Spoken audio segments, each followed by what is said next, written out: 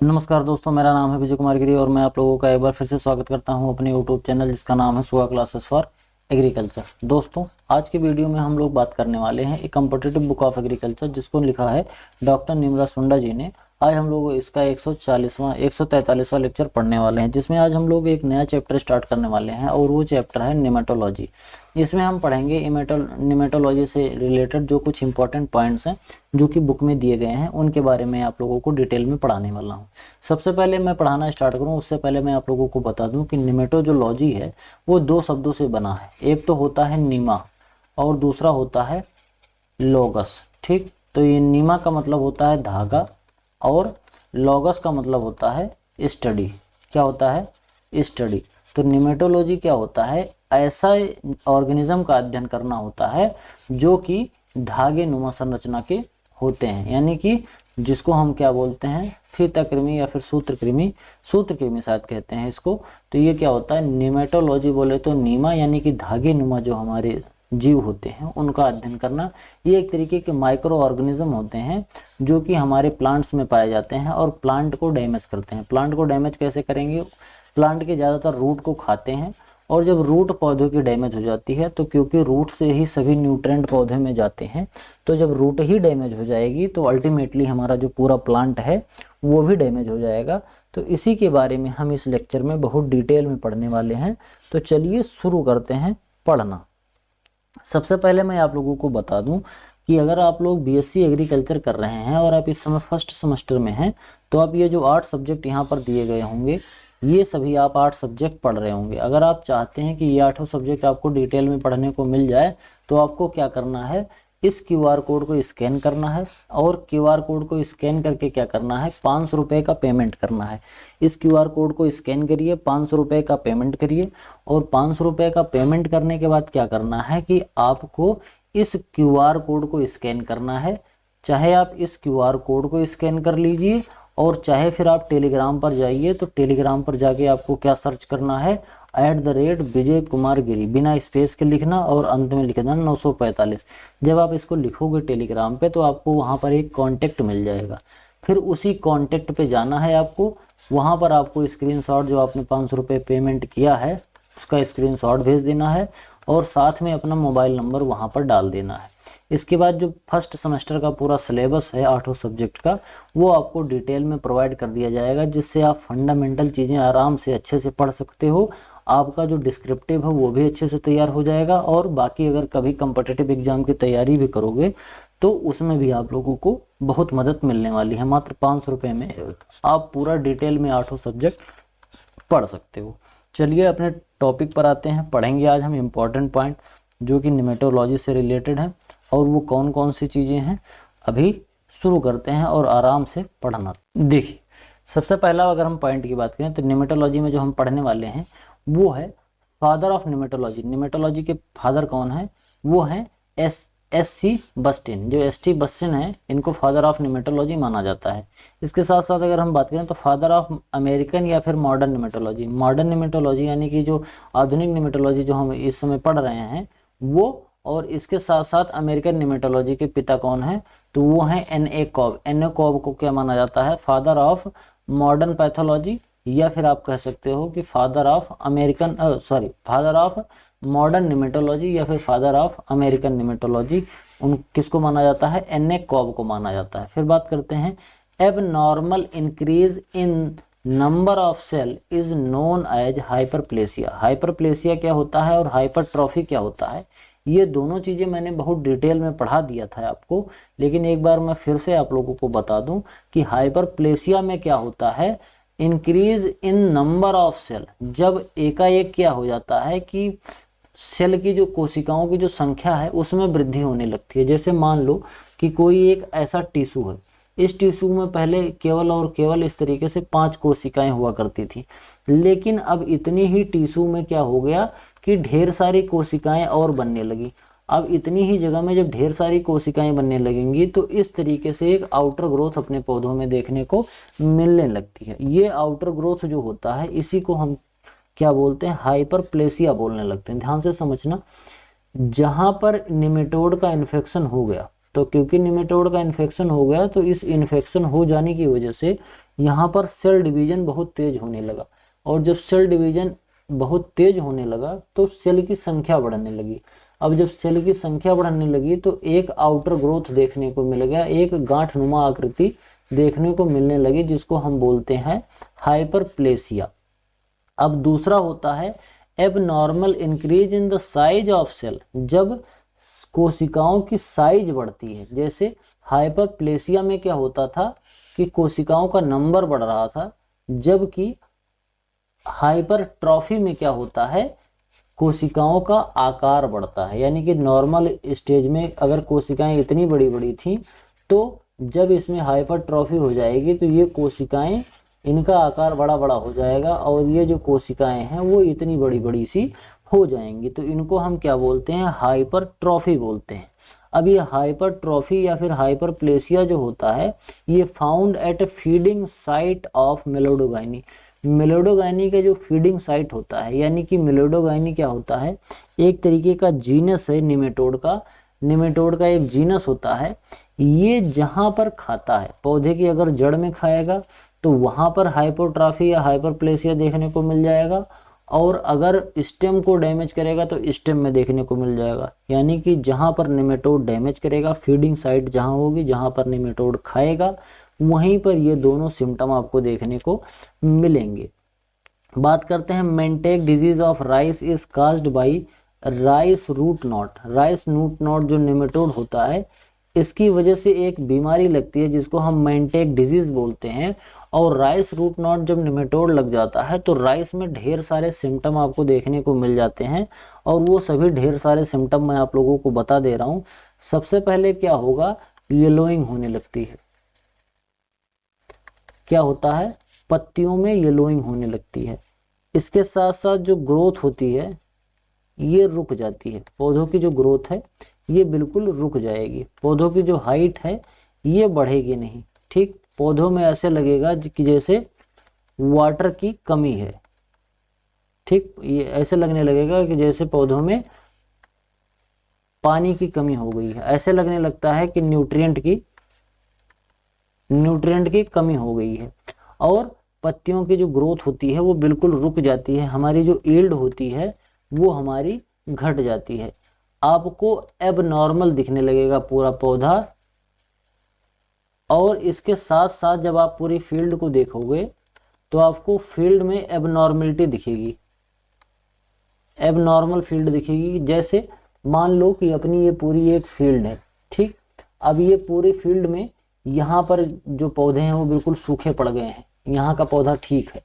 फिर यहाँ के जो पौधे हैं वो बिल्कुल सूख गए हैं, बिल्कुल पीले पड़ गए हैं। यहाँ पौधा सूखा ठीक है, यहाँ पर पौधा ठीक है, यहाँ पर पौधा ठीक है, लेकिन यहाँ पर फिर ऐसे डैमेज हो गया। तो इस तरीके का सिम्टम जब देखने को मिल जाए तो हमको ये समझ लेना चाहिए कि निमेटोड लगा हुआ है। तो क्या करेंगे, हम वहां से एक पौधा उखाड़ेंगे, उखाड़ के लाके आप अगर सूक्ष्मदर्शी में देखेंगे उनकी जड़ों को तो आपको वहां पर निमेटोड देखने को मिल सकता है। या तो फिर आपको एक चीज और देखने को मिलेगा, क्योंकि ये रूट नॉट निमेटोड है, तो रूट का मतलब जड़ होता है और नॉट का मतलब गांठ होता है। तो अगर ये रूट नॉट निमेटोड लगा होता है तो रूट जो होती है प्लांट की, वहां पर ये गांठ बना देता है। इससे ऐसे बड़ी बड़ी गांठें पाई जाती हैं, और इसी की वजह से इसको रूट नॉट निमेटोड कहा जाता है। अगर हमको ऐसा देखने को मिल रहा है तो हमको तत्काल प्रभाव में निमेटोड से बचने का उपाय करना चाहिए। जैसे आप यहाँ पर देख पा रहे होंगे, तो ये तो जड़ तो नहीं है लेकिन ये तना है, तो यहाँ पर इस तरीके से ग्रोथ जैसे दिख रही है, गांठें बन गई हैं। उसी तरीके से गांठें इसमें जड़ों में देखने को मिलने लगती हैं। The entire names of nematode corrected by Filipjev ने 1936 में निमेटोड के जितने भी नाम हैं उनको क्या किया था, अच्छे से करेक्ट किया था। नहीं तो उससे पहले वो काफी ज्यादा गलत सलत तरीके से लिखे गए थे। बात करते हैं अगले पॉइंट की, रूट लिसन निमेटोड, जिसको हम बोलते हैं प्रेटलैंकस कॉफी। ये प्रेटलैंसन कॉफी जो होता है एक बहुत ही सीरियस पेस्ट होता है। Pratylenchus coffeae is a very serious pest of, हाँ फिर से बात करते हैं कि ये रूट लिसन निमेटोड जो होता है जिसको हम प्रेटलैंकस कॉफी बोलते हैं, it is a very serious pest of coffee in south India. South India में ये कॉफी जो होती है ये जो ग्रो की जाती है वहां पर आपको ये रूट लिसन निमेटोड काफी ज्यादा देखने को मिलता है। रूट लिसन निमेटोड में क्या होता है, ये रूट में लिसन बनाने लगता है। ध्यान से समझना, ये मान लो रूट है, तो रूट में क्या बनाएगा, ये निमेटोड इस तरीके का सिम्टम प्रोड्यूस करने लगता है कि अगर आप ध्यान से देखोगे तो आपको ऐसे लगेगा कि ये जो है, जैसे में ये मान लो आपको रूट दिख रही है, अब ये रूट में क्या किया कि इस निमेटोड ने यहाँ से ऊपर ऊपर खा लिया। अब क्योंकि पूरी जड़ को खा गया है बिल्कुल ऊपर ऊपर से, तो ऐसे लगेगा कि जैसे यहाँ पर किसी ने एक नाली बना दी हो।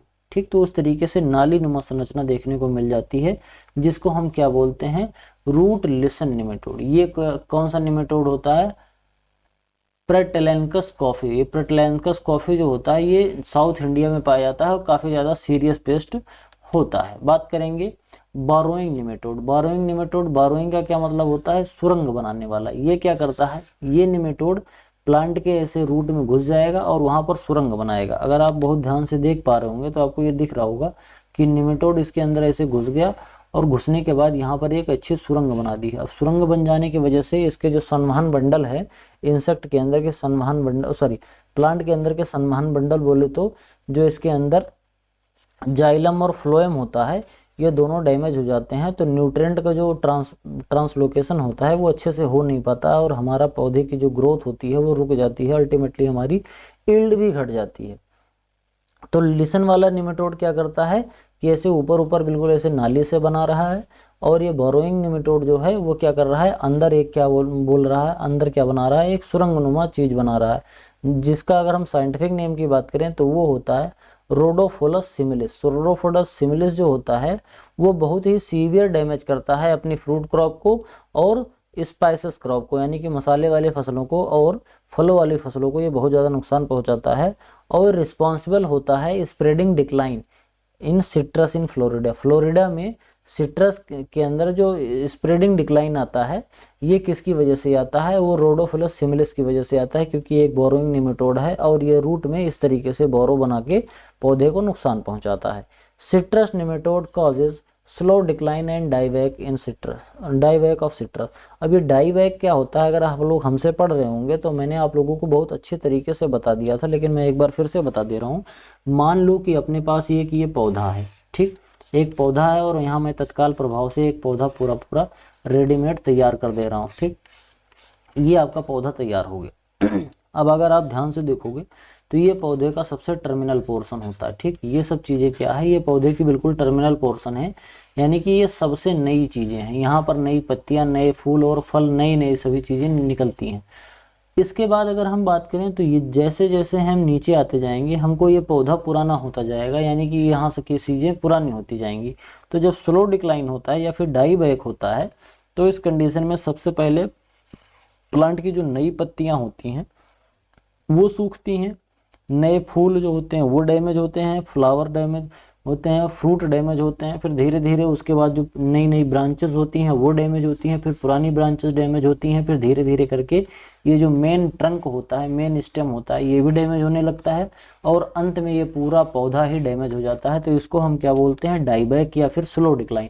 इसमें पौधा धीरे धीरे मरता है। अगर हमको टाइम से पता चल जाए कि सिट्रस में हमारे निमेटोड लग गया है, जिसको हम सिट्रस निमेटोड बोलते हैं, तो उसको हम क्या कर सकते हैं, जल्दी रोक सकते हैं, तो हमारी फसल सुरक्षित हो जाएगी।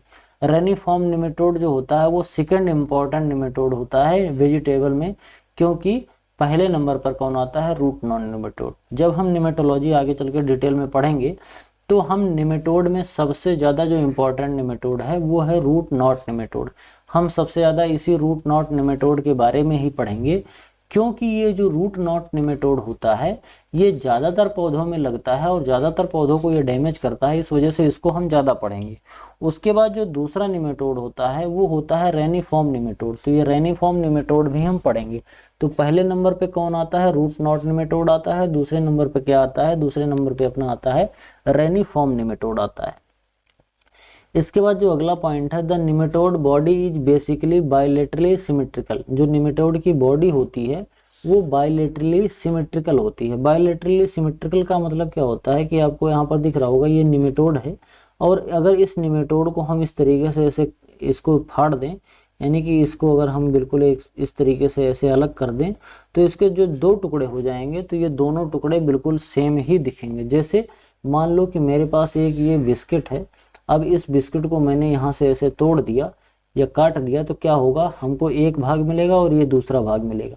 अब हमको ये दोनों भाग का चाहे आकृति हो, चाहे इनका शेप हो, चाहे इनका वेट हो, चाहे वॉल्यूम हो, सब कुछ दोनों एक दूसरे के बिल्कुल सेम रहेंगे, दोनों ही सेम रहेंगे। और इसी वजह से इसको कहते हैं बायोलेटरली सिमेट्रिकल। जैसे जो मेढक होता है, आदमी होता है, जिराफ होता है, गाय भैंस होती हैं, ये सभी बायोलेटरली सिमेट्रिकल होती हैं। तो इसी तरीके से जो अपना निमेटोड होता है ये भी बायोलेटरली सिमेट्रिकल होता है। बात करते हैं, curvature of nematode body is always toward ventral side except in case of Dorylaimida which curve in C shaped towards dorsal side. ध्यान से समझना, जो इंसेक्ट होता है नेचुरली इनका जो बॉडी होती है वो एक तरफ को मुड़ी हुई होती है, इसी को क्या बोलते हैं, कर्वेचर, यानी कि मुड़ा हुआ। अब ये दो तरीके से मुड़ते हैं, एक तो एंटीरियर एंड वाला होता है जिसको हम वेंट्रल एंड बोलते हैं, एक वेंट्रल साइड वाला होता है, और एक डोर्सल साइड जिसको हम पोस्टीरियर साइड भी बोलते हैं। अब ध्यान से समझना कि ये वेंट्रल साइड क्या होता है और डोर्सल साइड क्या होता है। जैसे मान लो कि ये आदमी है, इसकी ये जो पीठ वाला पोर्शन है, यानी कि ये जो पीठ है, फिर इसकी ये कमर है, यानी कि ये पूरा पीछे वाला पोर्शन जो है, पीछे वाले पोर्शन को हम क्या बोलते हैं, पोस्टीरियर या फिर डोर्सल साइड बोलते हैं। और जो आगे होता है, जैसे इसका सीना है, फिर इसका पेट है, फिर इसका मुंह, आँख, नाक, दांत, ये पूरा जो चेहरा है, ये सब इसका वेंट्रल साइड है जिसको हम एंटीरियर साइड बोलते हैं। तो जो इंसेक्ट का कर्वेचर होता, सॉरी, जो निमेटोड का कर्वेचर होता है, यानी कि ये निमेटोड जो इस तरीके से ऐसे मुड़ा हुआ है, इस तरीके से आप ध्यान से देख पा रहे होंगे, इस तरीके से जो निमेटोड मुड़ा हुआ है, ये अंग्रेजी का जो हिंदी का अक्षर 7 होता है, इस तरीके से मुड़ा हुआ है। तो ये कहाँ मुड़ा हुआ है, ये दो तरीके से मुड़ सकता है। जैसे अगर मैं आपको एग्जाम्पल से समझाऊं तो मान लो ये आदमी का पैर है, आदमी का पैर या तो आगे आके इस तरीके से मुड़ सकता है या तो पीछे जाके इस तरीके से मुड़ सकता है। अब दोनों तरीके से मुड़ने में अलग अलग होगा। अगर वो क्या होता है, वेंट्रल साइड में मुड़ रहा है तो यानी कि इस साइड में मुड़ रहा है, यानी कि आदमी का जो पैर है वो इस तरीके से आ रहा है। और अगर डोर्सल साइड में जा रहा है तो यानी कि आदमी का पैर इस तरीके से पीछे की तरफ मुड़ रहा है। तो निमेटोड में ज़्यादातर क्या होता है कि ज़्यादातर जो निमेटोड होते हैं वो वेंट्रल साइड में मुड़े हुए होते हैं, यानी कि आगे की तरफ ऐसे मुड़ जाते हैं। उनका जो पेट होता है वो ऐसे मुड़ जाता है, जैसे आदमी में अगर इधर को मुड़ जाए उसका पैर ऐसे आके, तो इसको क्या बोलते हैं, वेंट्रल साइड। तो वेंट्रल साइड में निमेटोड ज़्यादा मुड़े हुए होते हैं। वहीं अगर हम बात करें डोर्सिला में, तो ये डोर्सल साइड में मुड़ा हुआ होता है, और डोर्सल साइड में इसको मुड़ा हो जाने की वजह से, यानी कि ये पीछे की तरफ ऐसे मुड़ा होता है, तो डोर्सल साइड में मुड़ के वो सी शेप बना लेता है, इसी वजह से इसको डोर्सिला बोलते हैं। क्या है, डोर्सल साइड में मुड़ रहा है इसलिए इसको डोर्सिला बोलते हैं। बाकी जो कर्वेचर होता है निमेटोड की बॉडी का वो हमेशा वेंट्रल साइड में ही होता है। All the natural opening of nematode are situated in ventral side. जितने भी नेचुरल ओपनिंग होते हैं, यानी कि निमेटोड के जितने भी, चाहे वो एक्सक्रीटरी ऑर्गन होता हो, चाहे वो लिप्स होता हो, चाहे फिर वो एग लेइंग के लिए होता है, चाहे एक्सक्रीशन के लिए होता है, जैसे हमारी मुंह, नाक, आँख, ये जो आगे के जितने भी छेद होते हैं वो कहाँ पर होते हैं, वो वेंट्रल या फिर इंटीरियर साइड में होते हैं। उसी तरीके से वेंट्रल या इंटीरियर साइड में सभी इंसेक्ट के भी छेद होते हैं। बात करते हैं एम्फिड्स की। एम्फिड्स क्या होता है, निमेटोड के अंदर का एक ऑर्गन होता है जो कि सीमोसेंसरी ऑर्गन कहा जाता है, और ये पेयर में होता है, यानी कि दो होता है। अगर आप ध्यान से देख रहे होंगे तो आपको यहाँ पर एक एम्फिड के एक जोड़ा मिल रहा होगा, दो एम्फिड आपको मिल रहे होंगे दोनों साइड में। जो स्टाइलेट होता है ये इंसेक्ट का, सॉरी, ये निमेटोड का स्टाइलेट होता है जो कि पेनिट्रेट करता है होस्ट की सेल में। जब कोई पौधा इसको मिल जाएगा तो पौधे की जो कोशिकाएं होती हैं उसके अंदर स्टाइलेट डालता है, तो ये जो अंदर गया है इसको हम स्टाइलेट बोलते हैं। अगर आप ध्यान से देख पा रहे होंगे तो ये जो चीज़ है इसको स्टाइलेट बोलते हैं। तो इंसेक्ट के अंदर यही चीज़ जाती है। अब इसके बगल में दो चीज़ें हैं, एक इधर है और एक इधर है, जिसको हम बोलते हैं एम्फिड। तो ये जो दोनों चीज़ें होती हैं इनको क्या कहा जाता है, एम्फिड बोला जाता है। और ये एम्फिड जो दोनों होते हैं ये सीमोसेंसरी होते हैं और ये पेयर में ऑर्गन होते हैं जो कि लोकेटेड नियर लिप रीजन, यानी कि जो इसका लिप रीजन होता है, ये एक लिप यहाँ है, एक लिप यहाँ, ये दोनों जो लिप होता है, इन दोनों लिप के पास में क्या होता है, ये एम्फिड पाए जाते हैं निमेटोड में। इनका काम क्या होता है? इनका काम होता है role to find host cell, host cell को फाइंड करना। यानी कि जब किसी भी निमेटोड में जब होस्ट को पाना होता है, यानी कि कौन से पौधे में कौन सी जगह में घुसें, कहाँ से हम इसमें सुराख कर सकते हैं, कहाँ से अपना ये स्टाइलेट अंदर डाल सकते हैं, उसको खोजने का काम करने में ये मदद करता है, जिसको हम बोलते हैं एम्फिड्स। फिर बात करते हैं फाजमिड्स। फाजमिड्स जो होता है, दीज आर पेयर सीमो रिसेप्टर, ये भी पेयर में होते हैं, यानी कि ये भी दो रहेंगे और ये सीमो रिसेप्टर होते हैं। और इनका जो फंक्शन होता है, ये लेटरल साइड में पाए जाते हैं निमेटोड के पोस्टीरियर रीजन में। ध्यान से समझना, ये जो होता है पोस्टीरियर रीजन, एक तो होता है एंटीरियर रीजन। एंटीरियर रीजन बोले तो आगे वाला पार्ट, और पोस्टीरियर रीजन मतलब पीछे वाला पार्ट। तो पीछे वाले पार्ट्स में ये कहाँ पाए जाते हैं? पोस्टीरियर रीजन में कहाँ पाए जाते हैं? लेटरल पार्ट में पाए जाते हैं। एक लेटरल पार्ट होता है, एक वेंट्रल पार्ट होता है। तो लेटरल पार्ट में ये पाए जाते हैं। क्या? फाजमिड्स। ये कितने होते हैं? ये दो होते हैं और पिछवाड़े पे पाए जाते हैं। फिर उसके बाद आता है डायरिड और पेयर्ड स्ट्रक्चर, ये भी एक पेयर स्ट्रक्चर होते हैं। और ये जो निमेटोड का जो एक्सक्रीटरी पोर होता है, एक्सक्रीटरी पोर का क्या मतलब होता है कि जहाँ से इंसेक्ट अपना उत्सर्जन करता है, वहाँ पर ये क्या पाए जाते हैं? दो चीज़ें पाई जाती हैं, दो स्ट्रक्चर पाए जाते हैं जो कि पेयर में होते हैं, जिसको हम बोलते हैं डायरेट। ये कैसे होते हैं? ये होते हैं मैक्नो रिसेप्टर होते हैं, और इनका जो फंक्शन होता है मैक्नो रिसेप्टर्स इन फंक्शन होते हैं। और इसके साथ साथ अगर हम बात करें तो जो निमेटोड होता है, निमेटोड के अंदर ना तो सर्कुलेटरी सिस्टम पाया जाता है और ना ही रिस्पिरेटरी सिस्टम पाया जाता है। सर्कुलेटरी सिस्टम का मतलब होता है परिसंचरण। तो ना तो निमेटोड के अंदर परिसंचरण पाया जाता है और ना ही इसके अंदर श्वसन पाया जाता है। तो ये दोनों चीज़ों से खाली रहता है। निमेटोड के अंदर ना तो क्या पाया जाता है? ना तो परिसंचरण पाया जाएगा और ना ही श्वसन पाया जाता है। इसके बाद अगर हम आगे बात करते हैं तो number of moulting in nematode generally 4। Nematode के अंदर जो मोल्टिंग होती है, ये इनकी लाइफ साइकिल में 4 बार होती है।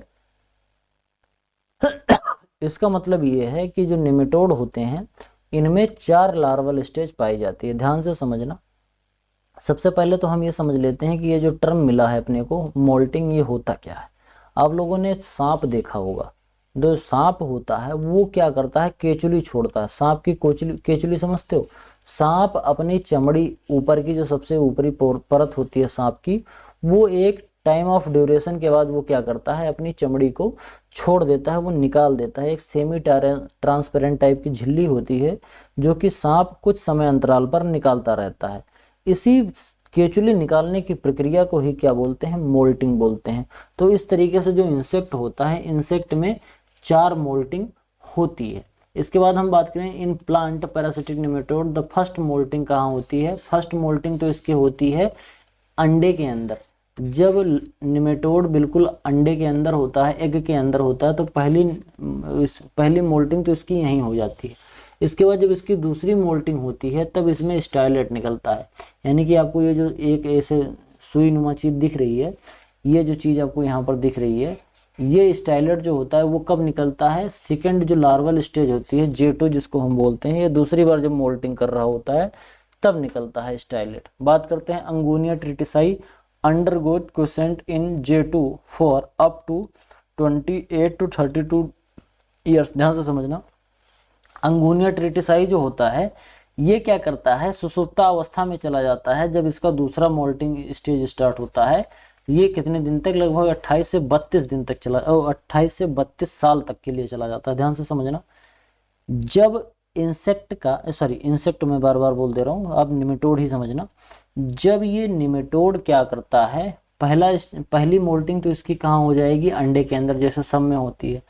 उसके बाद जब इसकी दूसरी मोल्टिंग होने लगेगी, तो दूसरी जब मोल्टिंग होती है J2 वाली पीरियड में, तो ये जो J2 वाली पीरियड में ये 28 से 32 साल तक के लिए चला जाता है। ये किस में चला जाता है? क्वेसेंट में चला जाता है। कहने का मतलब बिल्कुल सुसुप्ता अवस्था में चला जाएगा, ना कहीं मूव करेगा, ना कुछ खाएगा, ना कुछ पिएगा, ऐसे पड़ा रहेगा। कितने साल तक? लगभग 28 से 32 साल तक। बात करते हैं इन डाइथेलेनकस डिप्सेली, इसमें जो फोर्थ स्टेज होता है वो क्या होता है, ये क्विंसेंस होते हैं, यानी कि सुषुप्तावस्था में चौथे स्टेज में चला जाता है। कौन सा निमेटोड, ये होता है डाइटिलेनकस डिस्पेलिस। तो ये डाइटिलेनकस डिस्पेलिस जो होता है, ये चौथा स्टेज इसका जो होता है, उसमें ये क्या चला जाता है, ये क्विंसेंस में चला जाता है, जिसको हम बोलते हैं सुषुप्तावस्था में बिल्कुल चला जाएगा। Majority of the plant pathogenic nematode belong to the class सिकरेंटिया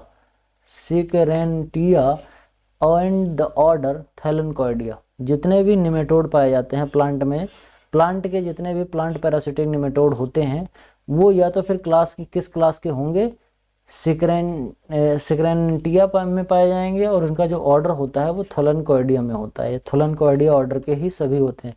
जितने भी इंसेक्ट हम एग्रीकल्चर में पढ़ेंगे वो सभी किस में होते हैं, थैलेनोइडिया ऑर्डर से ही बिलोंग करेंगे। बात करते हैं थैलेनोइडिया। इन थैलेनोइड्स प्रेजेंट स्टोमा या फिर बक्कल कैविटी या फिर स्टाइलेट, तीनों बात एक ही है, चाहे फिर हम स्टोमा बोल दें, चाहे बक्कल कैविटी बोल दें, और चाहे स्टाइलेट बोल दें, ये तीनों चीज़ें किस में होती हैं, थैलेनोइड्स में होती हैं। हेंस थैलेनोइड्स नेम स्टोमेटोस्टाइलेट, यानी कि स्टोमा और स्टाइलेट दोनों से मिलकर बना है stomatostylet. It is use for piercing into plant cell. ये इसका जो स्टाइलेट होता है ये किस काम में आता है, प्लांट का जो होस्ट सेल होता है उसके अंदर ये पियर्सिंग का काम आता है, यानी कि चुभोने के काम में आता है। चुभो के फिर ये अंदर चला जाता है और वहाँ से फिर प्लांट का न्यूट्रिएंट लेना शुरू कर देता है। बात करते हैं stomatostylet developed from fusion of wall of buccal cavity. जो बक्कल कैविटी होती है, अगर आप ध्यान से देखोगे तो आपको ये बक्कल कैविटी की दो लेयर दिख रही होगी, एक ये वाली लेयर और दूसरी ये वाली लेयर। ये दोनों लेयर का यहाँ पर फ्यूजन हो रहा है, और यहीं पर जहाँ पर फ्यूजन होता है वहीं पर एक स्टाइलेट बनता है, और यही स्टाइलेट क्या करता है, फिर पियर्सिंग का काम करता है होस्ट के सेल में। In some nematode rectal gland 3 in female and 6 in male are present. They are responsible for production of gelatinous matrix in which egg are laid. ध्यान से समझना, जो निमेटोड होते हैं ये जब अंडे देते हैं तो इनके अंडे ऐसे बंच में होते हैं, ठीक, ध्यान से समझना। अब इनके ऊपर एक जिलेटिनियस क्या होती है, लेयर बन जाती है, जिलेटिनियस एक मैट्रिक्स बनती है, और इसी के अंदर फिर अंडे ये निमेटोड देते हैं। तो ये जो जिलेटिनियस जो मैट्रिक्स बन रहा है ये किस ग्रंथि से बनती है, तो वो बनती है, एक ग्रंथि होती है, ये ग्रंथि को बोलते हैं रेक्टल ग्लैंड।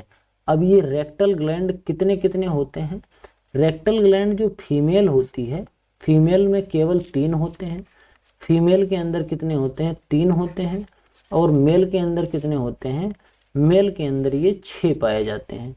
इन्हीं 6 से क्या निकलता है, जिलेटिनियस मैट्रिक्स निकलता है, और फिर उसी में अंडे देते हैं nematode. It is normally feature in Dorylaimida but it is not been reported in Meloidogyne. Meloidogyne में ये नहीं पाया जाता है, जबकि डोरलिमिडा में ये पाया जाता है। बात करते हैं Aphelenchoides species associated with strawberry disease known as spring crimp and summer crimp. Strawberry में एक डिजीज लगती है जिसको हम बोलते हैं समर क्रिम्प या फिर स्प्रिंग क्रिम्प। तो स्प्रिंग क्रिम्प और समर क्रिम्प जो होता है ये स्ट्रॉबेरी में लगने वाली डिजीज है, वो किससे एसोसिएटेड है, वो एक निमेटोड की स्पीसीज है जिसको हम बोलते हैं एफलेनकॉइडा स्पीसीज, यहीं से बिलोंग करती है। इसी की वजह से समर क्रिम्प और स्प्रिंग क्रिम्प स्ट्रॉबेरी में देखने को मिलता है।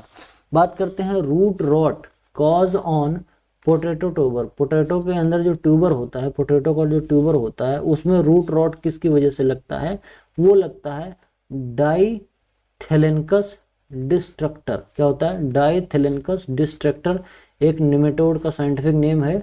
इसी की वजह से क्या होता है, रूट रॉट पोटैटो ट्यूबर में लगता है। Lesson and necrosis. लेसन और नेक्रोसिस किसकी वजह से होता है, वो होता है प्रटलेनकस या फिर रोडोफिलस सिमिलस। इन दोनों निमेटोड की वजह से लेसन और नेक्रोसिस के सिम्टम हमारे प्लांट्स में देखने को मिलते हैं।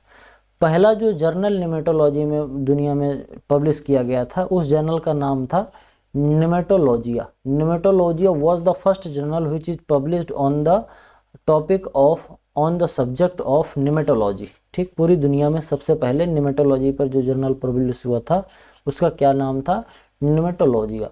Nematode possess 6 stage in the life cycle. Nematode की जो लाइफ साइकिल होती है उसमें 6 स्टेज होते हैं। पहला तो होता है लार्वल स्टेज, उसके बाद फिर पहला तो होता है एग स्टेज, उसके बाद 4 इसके लार्वल स्टेज होते हैं और उसके बाद फिर जुबिलाइन स्टेज और एडल्ट स्टेज। तो क्या क्या होता है? एग होता है, 4 लार्वल होता है और जुबिलाइन और एंड एडल्ट। तो यानी कि जुबिलाइन और एडल्ट एक स्टेज तो ये हो गया, 4 ये हो गया और एक ये हो गया। तो यानी कि 1 4 5 और 1 ये 6, टोटल 6 स्टेज हो जाती है। जुबिलाइन स्टेज और एडल्ट स्टेज ये दोनों एक ही स्टेज माने जाते हैं। Most of plant parasitic nematode, यानी कि ऐसे निमेटोड जिनकी वजह से प्लांट में हमारे बीमारियां फैल रही हैं, जिसको हम एनएनपी बोलते हैं, प्लांट पैरासिटिक निमेटोड, पीपीएन बोलते हैं, प्लांट पैरासिटिक निमेटोड। ये जनरली कहाँ पर अटैक करते हैं? रूट में। जितने भी इंसेक्ट होते हैं, जितने भी निमेटोड होते हैं उसमें से ज़्यादातर जो निमेटोड होते हैं ये प्लांट के रूट को डैमेज करते हैं। जो हमारा प्लांट होता है, प्लांट की जो रूट होती है उसको ज़्यादातर ये डैमेज करते हैं। Oesophagus of the nematode it consist of 3 parts. जो ओइसोफेगस होता है निमेटोड का वो 3 पार्ट्स में डिवाइड होता है और वो ट्राई रेडियल सिमेट्री होती है। अब कोई चीज़ अगर ट्राई रेडियल सिमेट्री है तो वो इस तरीके से होगा, मैं आपको बता दे रहा हूँ। इस तरीके से ट्राई रेडियल सिमेट्री बनती है। एक सेकंड, एक तो नया नया सिस्टम है तो ये नया नया चीज़ें मैं पहले टेबलेट पे पढ़ाता था, अब मैं लैपटॉप पे पढ़ा रहा हूँ तो थोड़ा सा प्रॉब्लम हो रहा है। ये होता है ट्राई रेडियल सिमेट्री। ये 1 1 2 और 1 3, ये जितना है ये आप ध्यान से अगर देखोगे तो तीनों बिल्कुल सेम है। ठीक, इनका आकार भी सेम है, टाइप भी सेम है और देखने में भी एक दूसरे से सेम लग रहे हैं। इनके 3 बराबर टुकड़े हैं, तो इसी को बोलते हैं ट्राई रेडियल सिमेट्री होता है। और किस में होता है? ओइसोफेगस होता है। निमेटोड का जो ओइसोफेगस होता है, एक ऑर्गन होता है निमेटोड के अंदर, वो किस तरीके से होता है? वो एक ट्राई रेडियल सिमेट्री उसके अंदर पाई जाती है। The oral apparatus is basically surrounded by, यानी कि जो इंसेक्ट का जो मुंह होता है वो कितने पार्ट्स में डिवाइड होता है? वो 6 पार्ट्स में डिवाइड होता है। इंसेक्ट का जो लिप्स होता है, निमेटोड जो होता है, इंसेक्ट बार बार कह रहा हूँ, जो निमेटोड होता है उसका जो लिप्स होता है वो 6 लिप्स इसके अंदर पाए जाते हैं। ध्यान से समझना, जैसे मान लो ये तो मैंने 3 बना ही दिया था, मैं इसको 6 में कन्वर्ट कर दे रहा हूँ। इसको आप ध्यान से देखना, थोड़ा सा आप इंतजार करो, मैं देख रहा हूँ, बना रहा हूँ। एक तो ये हो गया, एक ये हो गया, एक ये हो गया और एक ये हो गया। अगर आप ध्यान से देखोगे तो 1 2 3 4 5 और 1 6, ये 6 इक्वल पार्ट्स में मैंने बना दिया। अब ध्यान से देखोगे तो एक ओंठ यहाँ, एक ओंठ यहाँ, एक ओंठ यहाँ, ऐसे ऐसे करके एक निमेटोड के 6 ओंठ होते हैं और यहाँ पर बीच में इसका क्या होता है? ओरल होता है, यानी कि ओरल पार्ट होता है, यानी कि इसके बीच में यहाँ पर मुंह होता है। ये जो मैंने बिल्कुल रेड कर दिया है ये क्या है? ये ओरल पार्ट है उस निमेटोड का। और बाकी 6 जो आपको चारों तरफ से दिख रहे हैं ये 6 क्या है? ये जो आपको चारों तरफ से 6 दिख रहे हैं ये 6 ओंठ होते हैं। The oral operator is basically surrounded by 6 lips known as hexaradial symmetry. ये हेक्सारेडियल सिमेट्री इसी तरीके से होती है। तो ये हेक्सारेडियल सिमेट्री में पाए जाते हैं और कितने ओंठ पाए जाते हैं? 6 ओंठ इनके अंदर पाए जाते हैं। बात करते हैं मेरीगोल्ड की। मेरीगोल्ड जिसको टैगेटस इरेक्टा और टैगेटस पेटुला बोलते हैं, 2 वैरायटी आती है, 2 तरीके के मेरीगोल्ड आते हैं। और इसके साथ साथ गार्लिक, चाहे मेरीगोल्ड हो और चाहे गार्लिक हो, ये दोनों एंटागोनिस्ट होते हैं रूट नॉट निमेटोड के लिए।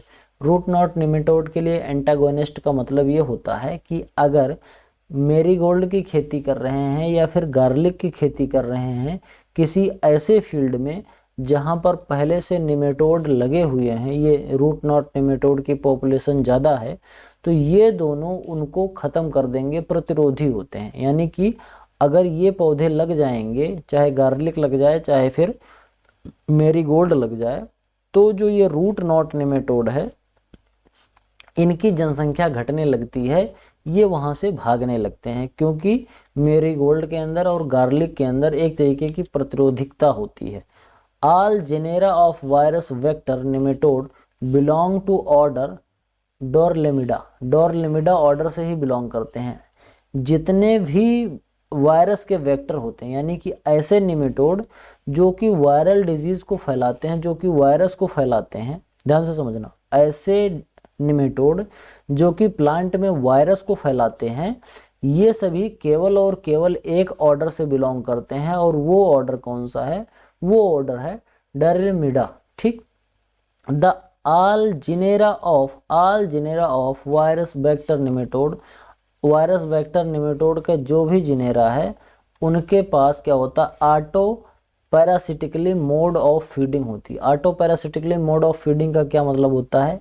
इंसेक्ट की निमेटोड की 2 या 2 से अधिक स्टेज जो होती है वो होस्ट को नुकसान पहुंचाती है। पहले लार्वल स्टेज नुकसान पहुंचाएगी, फिर जुवेनाइल स्टेज में जब आएगा तब भी नुकसान पहुंचाएगा, फिर एडल्ट स्टेज आएगी तब भी नुकसान पहुंचाएगा। यानी कि हर स्टेज में ये पौधे को किसी न किसी तरीके से खाते रहेंगे और नुकसान पहुंचाते रहेंगे। बात करेंगे निमेटोड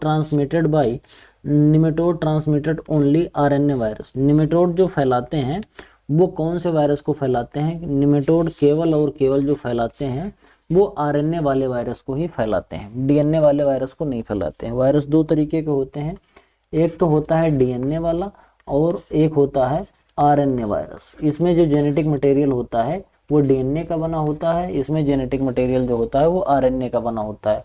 तो जो निमेटोड होता है वो आरएनए वायरस को फैलाता है। एक चीज मैं आप लोग को और बता दूं कि प्लांट में जो वायरस लगते हैं ध्यान से समझ, प्लांट में जितने भी वायरस लगते हैं ज्यादातर वायरस किसके होते हैं? आरएनए वायरस ही होते हैं। क्योंकि प्लांट में डीएनए वायरस जो लगते हैं वो बहुत कम होते हैं। ज़्यादातर जो प्लांट के वायरस होते हैं वो किस तरीके के होते हैं? वो डीएनए वायरस ही होते हैं। By growing of a non host crop in between two susceptible ones the population level of the nematode is brought down below damaging threshold is example of cultural control या फिर crop rotation. ध्यान से समझना। मान लो कि हमने क्या कर दिया, ध्यान से समझना, मान लो कि हमने पहले साल क्या लगा दिया, हमने क्या किया? पोटैटो की हमने खेती करी। पोटैटो में एक निमेटोड लगता है, रूट नॉट निमेटोड। क्या होता है? रूट नॉट निमेटोड लगता है। ठीक। अब इसके बाद क्योंकि ये रूट नॉट निमेटोड लग रहा है तो हम यही प्रयास करेंगे कि ये रूट नॉट निमेटोड अगली बार ना लगे। इस बार तो लग ही गया, तो हम क्या करेंगे कि दूसरी बार जब हम कोई फसल उगाएंगे तो आलू नहीं उगाएंगे। इसके बाद जब अगला सीजन जब आएगा, मैं केवल एक सीजन की बात कर रहा हूँ। कौन सा सीजन? रबी सीजन। केवल रबी सीजन की ही बात कर रहा हूँ। अगला जब रबी सीजन आएगा तो हम यहाँ पर क्या लगा देंगे? यहाँ पर हम लगा देंगे वीट, गेहूँ लगा देंगे। फिर उसके बाद जब अगला रबी का सीजन आएगा तो उसमें हम क्या लगा देंगे? अगला रबी का सीजन आएगा तो उसमें हम लगा देंगे गार्लिक। ठीक। अब इसके बाद जब चौथा सीजन आएगा रबी वाला तो फिर हम उसमें लगाएंगे पोटैटो। अब ध्यान से समझना क्या होगा? पॉपुलेशन घट जाएगी निमेटोड की, इसकी पॉपुलेशन घट जाएगी। क्यों घट जाएगी? क्योंकि जो हमारा वीट है वो होस्ट नहीं है रूट नॉट का, तो रूट नॉट का होस्ट नहीं रहेगा तो इसकी पॉपुलेशन घट जाएगी, जब खाने वाला कोई नहीं मिलेगा। इसके बाद जब गार्लिक हम लगाएंगे तो और तेज घट जाएगा, क्योंकि एक तो गार्लिक के अंदर रोग प्रतिरोधक मतलब एक प्रतिरोधी क्षमता होती है। तो निमेटोड तो एक तो जनसंख्या वैसे घटेगी और उसके साथ साथ अगर नहीं घटेंगे तो ये सब मारे जाएंगे। फिर इसके बाद अगर हम दोबारा फिर पोटैटो लगाते हैं तो क्योंकि जो रूट नॉट निमेटोड है इनकी जनसंख्या बहुत घट गई है, या ऐसे समझो कि इनकी जनसंख्या अब है ही नहीं हमारे खेत में, तो ये हमारे पौधे को नहीं लगेगा। तो हमारा जो पौधा है बिल्कुल भी सुरक्षित हो जाएगा। ठीक। यहाँ पर लग गया और यहाँ पर नहीं लगा। तो इस तरीके से जब हम अपनी फसलों को बचाते हैं तो उसको हम क्या बोलते हैं? कल्चरल कंट्रोल बोलते हैं, या फिर हम उसको क्रॉप रोटेशन भी बोलते हैं।